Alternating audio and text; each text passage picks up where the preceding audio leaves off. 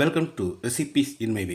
இன்றைக்கி நம்ம அருமையான சுவையில் ரொம்ப சுலபமாக மட்டன் குழம்பு தான் செய்ய போகிறோம். இந்த மட்டன் குழம்பை ஒரு தடவை செஞ்சு பார்த்தீங்கன்னா இதனோட சுவைக்கு இதே மாதிரி தான் அடிக்கடி செய்ய தோணும். இதை எப்படி செய்கிறது, இதுக்கு தேவையான பொருட்கள் என்ன பார்க்கலாம் வாங்க. பேனில் 1 டேபிள் ஸ்பூன் எண்ணெய் ஊற்றிக்கலாம். 150 கிராம் அளவுக்கு சின்ன வெங்காயத்தை நறுக்கி வச்சுருக்கேன். இதை போட்டு செவந்து வர்ற அளவுக்கு வதக்கிடலாம்.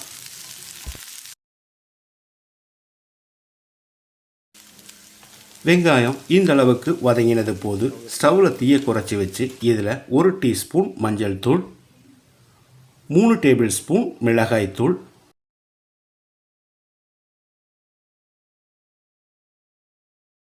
1 டேபிள் ஸ்பூன் காஷ்மீரி மிளகாய் தூள், 3 டேபிள் ஸ்பூன் மல்லித்தூள்,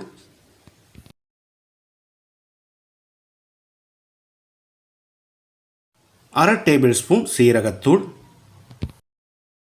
1/2 டேபிள் ஸ்பூன் மிளகுத்தூள், 1 டீஸ்பூன் கரம் மசாலா, 1 டீஸ்பூன் சோம்பு, 1 டீஸ்பூன் கசகசா. ஒரு 30 செகண்ட் இதை பிரட்டி விட்டுறலாம்.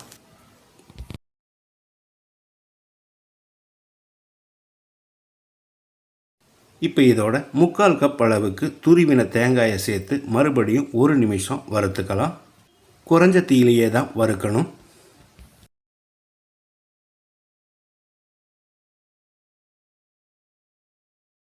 ஒரு நிமிஷம் வறுத்துட்டோம். இப்போ இதை ஒரு பிளேட்டில் கொட்டி ஆற வச்சிடலாம்.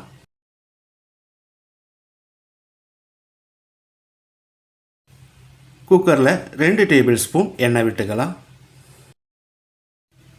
சின்னதாக 3 துண்டு பட்டை, 3 ஏலக்காய், 3 கிராம்பு. ஒரு 10 செகண்ட் இதை பிரட்டி விட்டுறலாம்.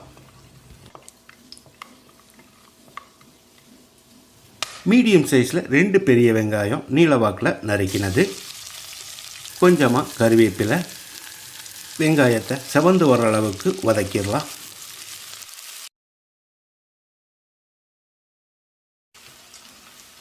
வெங்காயம் நல்லா பொன்னிறமாக வதங்கிடுச்சு. 150 கிராம் அளவுக்கு 2 தக்காளியை நறுக்கி வச்சுருக்கேன். தக்காளியோட 1 டேபிள் ஸ்பூன் உப்பையும் சேர்த்து மசிகிற அளவுக்கு வதக்கிடலாம்.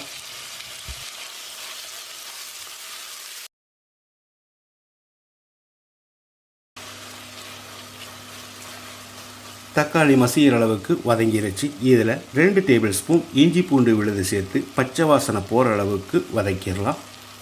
பச்சை வாசனை போகிறதுக்கு ஒரு 30-40 செகண்ட் பிடிக்கும்.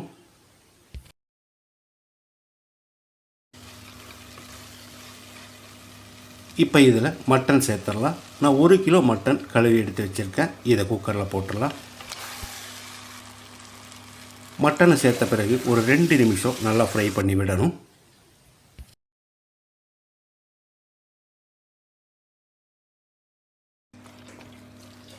இப்போ ஸ்டவ்வில் தீயை குறைச்சி வச்சிடலாம்.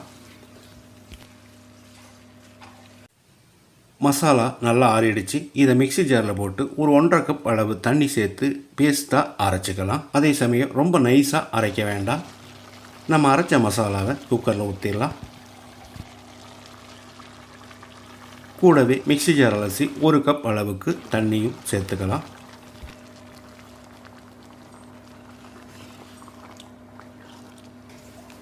குழம்பு ரொம்ப கெட்டியாக இருக்கிறதால நான் மறுபடியும் 1/2 கப் தண்ணி சேர்க்கிறேன். நீங்கள் தேவையான அளவுக்கு சேர்த்துக்கோங்க. இந்த குழம்புக்கு தேவையான அளவு உப்பு சேர்த்துக்கலாம். நான் 3 டீஸ்பூன் உப்பு சேர்க்கிறேன். நீங்கள் பார்த்து போட்டுக்கோங்க.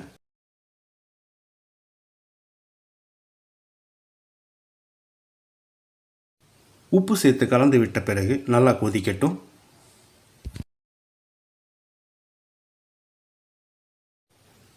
மசாலாவோட பச்சை வாசனை போகிற அளவுக்கு கொதித்து வந்துடுச்சு. இப்போ குக்கரை மூடி குறைஞ்ச தீயில் 4 விசில் விட்டு எடுத்துக்கலாம். குறைஞ்ச தீயில் மட்டன் வேக வச்சா நல்லாவே வெந்துடும்.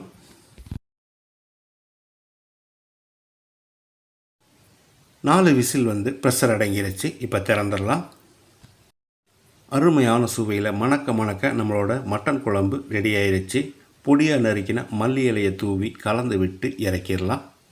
அருமையான சுவையில் நான் செஞ்சுருக்கிற இந்த மட்டன் குழம்பை இதே மாதிரி இதே அளவுகளோட நீங்கள் செய்து பாருங்கள். இந்த வீடியோ பிடிச்சிருந்தா லைக் பண்ணுங்கள், கமெண்ட் பண்ணுங்கள், ஷேர் பண்ணுங்கள். சப்ஸ்கிரைப் பண்ணாதவங்க சப்ஸ்கிரைப் பண்ணுங்கள். மறக்காமல் பெல் பட்டனை கிளிக் பண்ணுங்கள்.